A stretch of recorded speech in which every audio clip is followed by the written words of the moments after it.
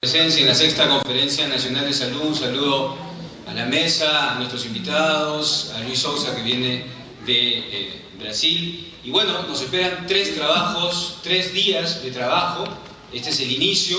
El sábado tenemos en la tarde la deliberación de nuestra declaración política y una serie de mesas en las que vamos a seguir discutiendo. Y en la noche reiterar la invitación a la inauguración, justamente a cargo de Luis Sousa, quien está aquí, presidente de Abrasco, uno de los movimientos más importantes de nuestro hermano país, Brasil, sobre sistemas universales.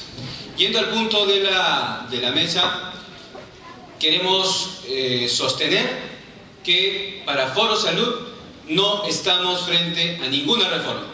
Nosotros, como organización representada en el Consejo Nacional de Salud, votamos en contra de la propuesta de alineamientos de la llamada reforma el día 4 de julio, por una serie de razones programáticas y por una serie de razones políticas. El día 15 de enero, cuando se presentó la primera reunión del Consejo Nacional de Salud en la convocatoria hecha por el presidente el 9 de enero, nosotros planteamos dos puntos. Dijimos: ¿de qué clase de reforma vamos a hablar? ¿Cuál es la naturaleza de la discusión que vamos a tener? Porque a veces hay que ir simplemente al sentido de las palabras. Reforma tiene dos componentes esa palabra. Re significa algo nuevo y forma, una forma, ¿no es cierto? La nueva forma del sistema. Lo que los documentos del Ministerio de Salud plantearon fue la continuidad del modelo de acceso a salud que tenemos basado sobre la Ley de Aseguramiento Universal, que ahora vamos a demostrar con las cifras que tenemos que no está procurando equidad ni la integralidad de las atenciones. Ese debate no se dio en el Consejo Nacional de Salud. Entonces tuvimos que discutir sobre la base de lo que el Ministerio proponía, que era la continuidad de este modelo. Y en segundo lugar planteamos quizá lo más importante, que en ese Consejo Nacional de Salud no estaban representados los reales actores y las fuerzas sociales de la salud en nuestro país. Por eso, en un documento público que obra en los actuados del Consejo Nacional de Salud, presentamos una moción en la cual solicitamos la participación de los demás colegios profesionales, de los gremios de la salud, de los pacientes, de las organizaciones de pueblos originarios, porque nuestro país tiene muchos pueblos originarios, de actores como el Sistema de la Solidaridad, de la industria médica farmacéutica local y una presencia mucho más activa de la Organización Panamericana de la Salud, porque el Estado peruano tiene mandatos que cumplir en relación a ello. Esa solicitud fue rechazada por los componentes del Consejo y principalmente por el Ministerio de Salud. Sobre esas situación tuvimos que participar en este proceso de, digamos, presentaciones que se dieron a lo largo de los meses de mayo, abril y junio, y algunas que otras discusiones en los cuales sucedieron cosas tan graves como la manipulación de actas. Nosotros solicitábamos que nuestras posiciones, nuestras propuestas, ya que no querían ser votadas dentro del Consejo Nacional de Salud, sino que todo se agolpó para el 4 de julio, sean consideradas en las actas. Y decíamos: nosotros sobre este tema proponemos esto, por favor considéranos en las actas. No lo hicieron. Eso es manipular actas. Y por eso, desde determinado momento, este representante de Foro Salud del Consejo Nacional de Salud no firmó las actas. Y por eso, el 4 de julio, cuando se sometió a votación el documento, fuimos los únicos que votamos en contra de esa propuesta. Adelante, por favor. La siguiente, por favor. Esta es el cuadro, por favor.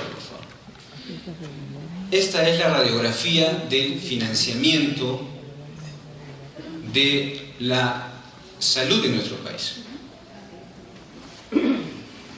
Coincide con el cuadro que presentó Hamilton, que ha elaborado el doctor Oscar Ugarte. Básicamente de ahí se nutre.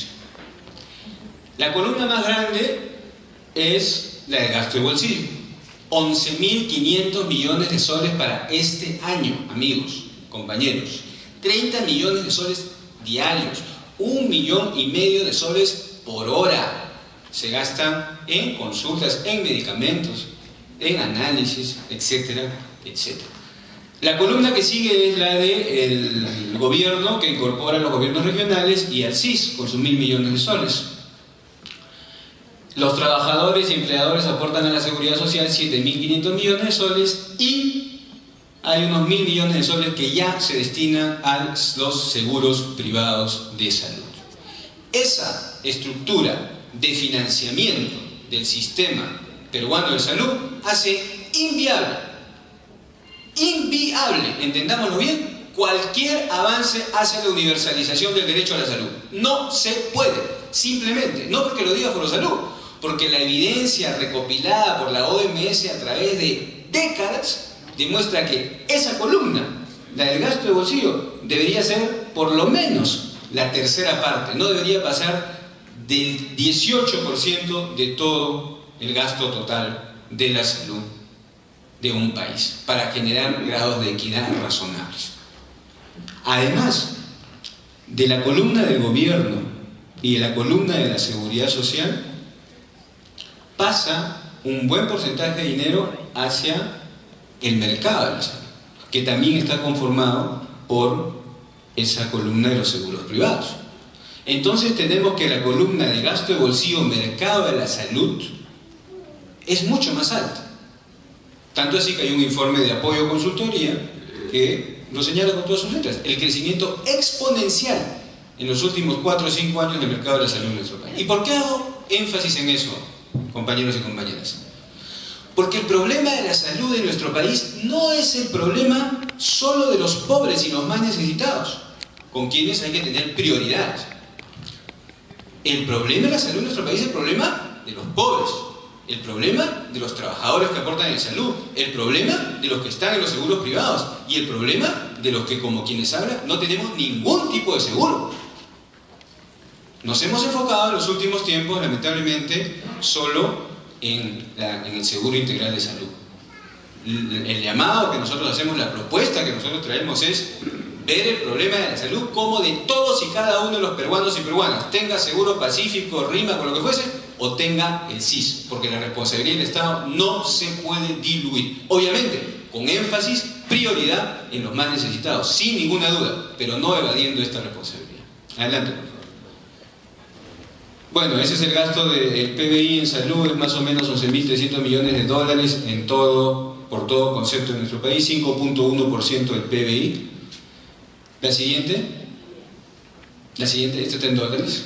La siguiente. Entonces, ¿qué sucede? Las mismas cifras que el doctor Sánchez Moreno ha señalado.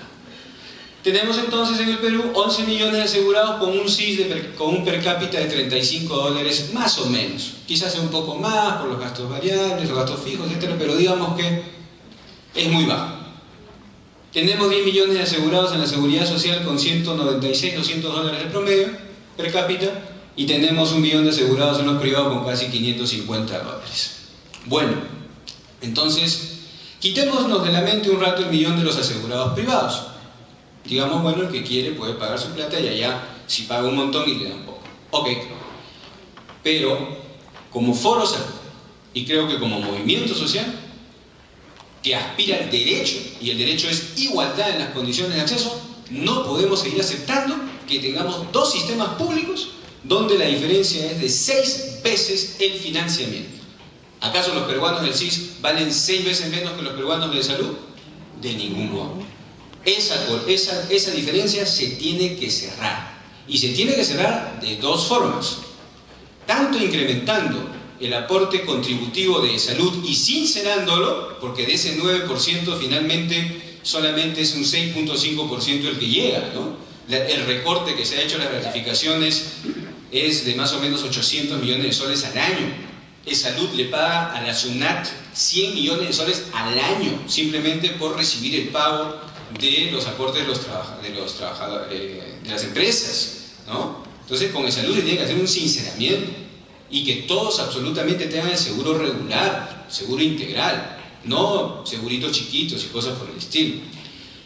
Y en el caso del CIS, ahí sí se requiere aporte público, es decir, Nuestra perspectiva en estos momentos, según el documento que nosotros hemos presentado al Consejo Nacional de Salud, nuestra propuesta como Foro Salud, apuesta porque en el mediano plazo comencemos a igualar las condiciones de financiamiento y planes de atención a la integralidad de salud del SIS. Es decir, no es una igualación hacia abajo, porque a veces dicen, no, pero tú quieres quitar a los de salud para darle a los del SIS. No, es una igualación hacia arriba, hacia arriba.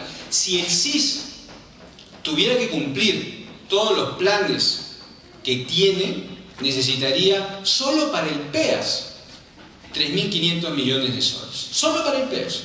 Hoy día tiene 1.000. Y el SIS cubre complementarias catastróficas, Plan Esperanza, colocaron a los niños de Caliguar, etcétera, etcétera. O sea, estamos con un SIS que requiere por lo menos 8 o 9 veces su financiamiento.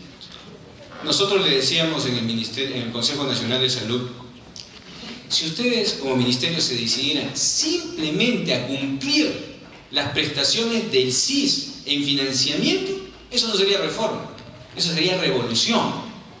Pero el Ministerio de Salud propone solamente enfatizarnos en el Plan Esencial de Aseguramiento de Salud, y eso lleva pues a que lo demás sea una serie de complicaciones que, si bien se están entrando y se está aumentando las coberturas en ciertos casos como el del cáncer, pero la velocidad es muy insuficiente. La siguiente, por favor.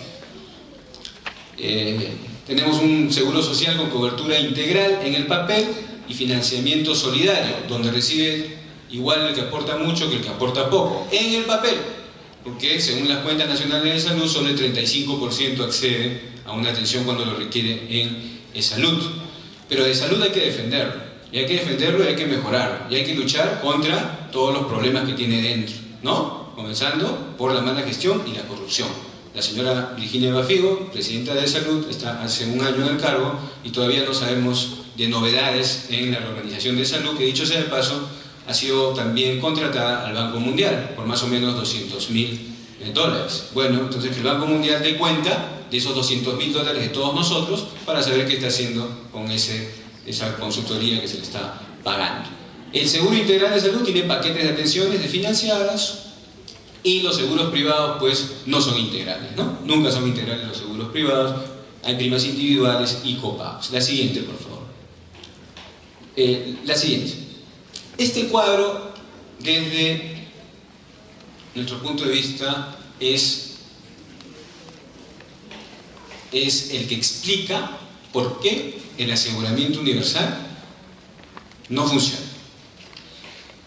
Cuando en el año 2009 y los años previos se debatió la estructura del esquema de aseguramiento en el país, lo que se nos dijo, a los que criticamos la ley de aseguramiento, Foro Salud se pronunció públicamente en contra de la ley de aseguramiento, Foro Salud se retiró de un espacio de discusión en el cual nuestra propuesta de aseguramiento universal, y Lucho tiene razón, nosotros tuvimos una propuesta de universalización de la seguridad social y aseguramiento universal de salud que no salía del esquema todavía el aseguramiento, luego eso ha ido variando, es cierto, lo reconocemos.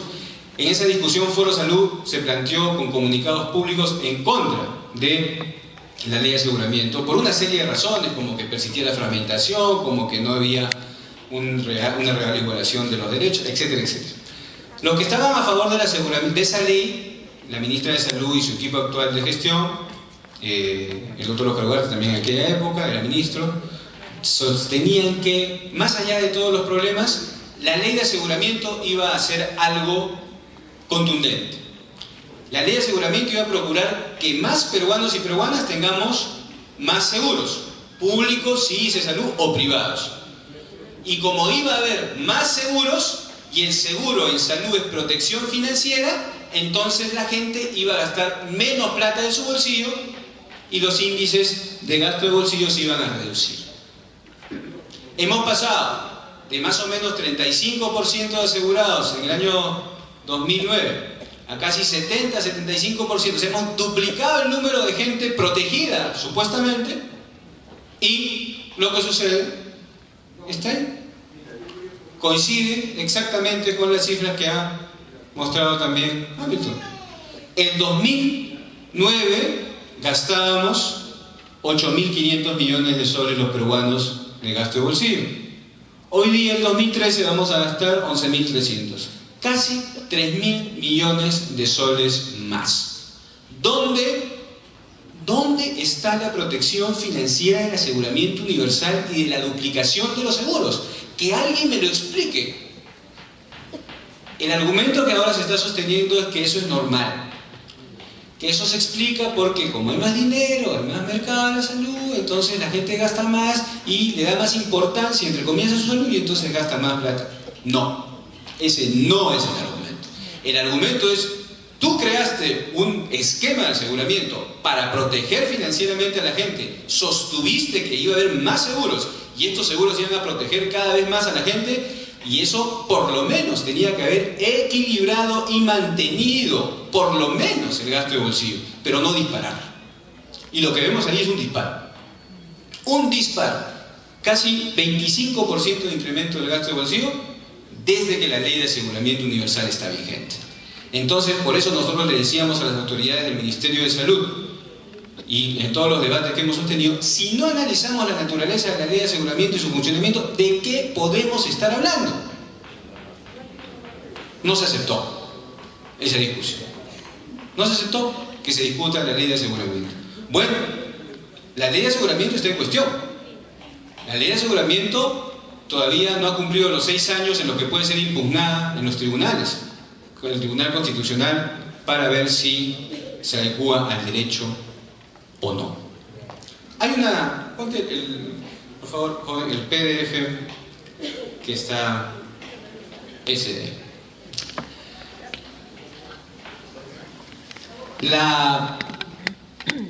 Las facultades legislativas otorgadas a... El título, déjalo leer un ratito.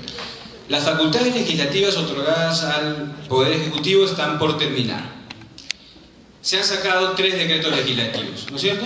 Que, como dice el doctor Sánchez Moreno, son decretos ley, que así se gobierna pues en dictaduras, ¿no? Y además es el único país de América Latina, el Perú, que ha entregado facultades a su Poder Ejecutivo para una reforma de la salud.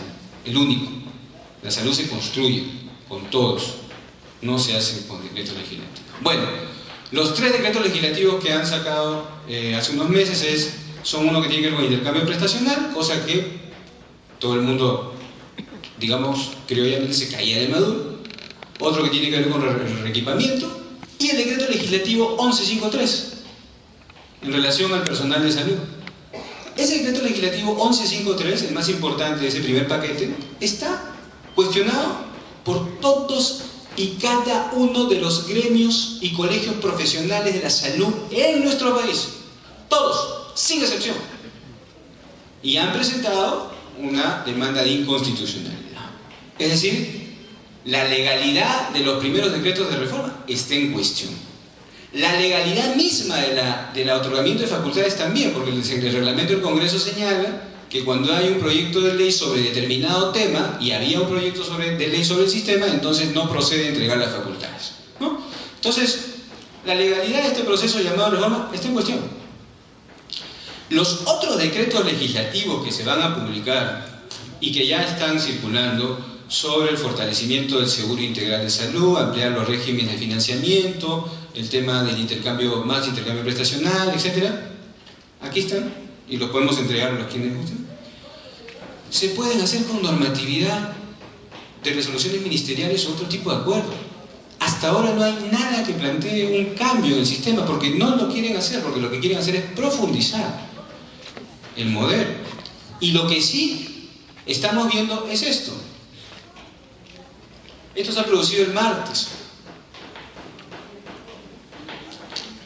El martes el Ministerio de Salud ha hecho un showroom, así como se muestran los autos de último modelo para que venga la gente y los compre. Bueno, han puesto en la vitrina a los principales hospitales de Lima. El que más está avanzado ya es el Hospital Arzobispo Loaiza. Y, bájalo por favor, aquí está la lista, y para esto no necesitan reforma, ¿no? Esto se está haciendo así nomás, con normatividad legal, que yo también creo que hay que analizar el detalle y puede estar en cuestión. Bájalo más, hasta los cuadros. Se está solicitando la participación, ahí está. No, ese es el más por favor, la otra hoja. más, más, más. Ahí está, sube. Ahí está. Se está solicitando la asociación público-privada en los principales hospitales de Lima y en muchos del país. Asociaciones público-privadas que no se han discutido. Cuando nosotros pedimos discutir ese tema en el Consejo Nacional de Salud, nunca se quiso discutir. Y ahora se está poniendo en la cartera de, entre comillas, inversiones, ¿no?, la Asociación Público-Privada para la reconstrucción o implementación de grandes edificios en el Hospital Loaiza, en el Hospital Bernales, en el Hospital Hipólito Unanue, en el Hospital Cayetano Heredia, en el Hospital Madre Niño San Bartolomé, etcétera, etcétera. Esto significa montos enormes de dinero que la empresa invertiría en los hospitales. Y obviamente la empresa va a recuperar, ¿no? Ninguna empresa va a venir a regalarme plata. ¿Cuáles son las condiciones de recuperación de ese dinero? ¿Cuáles son los rangos de utilidad que está planteándose para estas asociaciones público-privadas? ¿Alguien lo ha dicho? ¿Cuáles son qué cantidad de años van a involucrar estos contratos? ¿A dónde se le va a cargar todo esa deuda que va a asumir el Estado? ¿Se va a trasladar a la gente al pago? ¿Se va a trasladar al Seguro Integral de Salud, que va a ser el brazo financiero del Ministerio de Salud? Introducir contratos de APP de 30 años en los principales hospitales de Lima y del país es, desde mi punto de vista, lo peor que se le puede hacer al sistema público de salud de nuestro país. Yo me pregunto, con sinceridad, ¿quién es la señora ministra de Javis para poner al mejor postor nuestros hospitales? Sin ninguna discusión. Llevando esto a una venta, es casi vender los hospitales. Es meter una cuña de la cual ya no vamos a poder salir nunca. Es debilitar lo público. Estamos en un momento realmente complicado y grave. Y eso requiere, obviamente, una lucha y una aglutinación de los movimientos. Y por eso Foro Salud pone a disposición su conferencia en todos los alcances que podamos tener para ella. Y eso requiere también una alianza y un diálogo sincero, no exento de complejidades, pero franco con los gremios de la salud. Tenemos que ya dar ese paso y mirarnos con los gremios y establecer acuerdos y compromisos hacia la defensa del derecho. ¿Cuántos de los que están aquí en esta sala son trabajadores del sector salud? ¿Pueden levantar la mano? No, pues, una buena parte de los que están aquí son trabajadores de salud, ¿no es cierto? Acá yo tengo la propuesta de reforma que me entregaron ayer en el Congreso de la República los médicos y trabajadores del Hospital Loaiza. ¿Quiénes son los últimos en enterarse de que se están subastando los hospitales públicos en APPs? Los trabajadores, ¿no? Si yo fuese trabajador de Loaiza, me pararía ahí y no dejaría entrar a una empresa para que haga los paneles. Pero bueno, no soy trabajador de Loaiza. Pero de verdad, estas cosas que están sucediendo, ¿no? Y ahí están. Ya el Hospital del Niño ya entra con APP para toda la gestión de lo no médico. Se va a entregar en EPP el banco de médula ósea, cuando esos temas de complejidad, alta complejidad, siempre son del Estado. Tienen que ser del Estado, tienen que ser públicos. ¿Y por qué el énfasis en los sistemas públicos? Porque si uno ve la comparación a nivel mundial, no hay posibilidad de lograr llegar hacia la universalización, caminar hacia ella sobre sistemas privados. No existe, no se puede. El privado es lucrativo y responde a un directorio. Después vendrá el problema de atender la salud o no. La siguiente. 5 minutos, Alexandra. La siguiente. No, ya ciérralo y ponte en la presentación.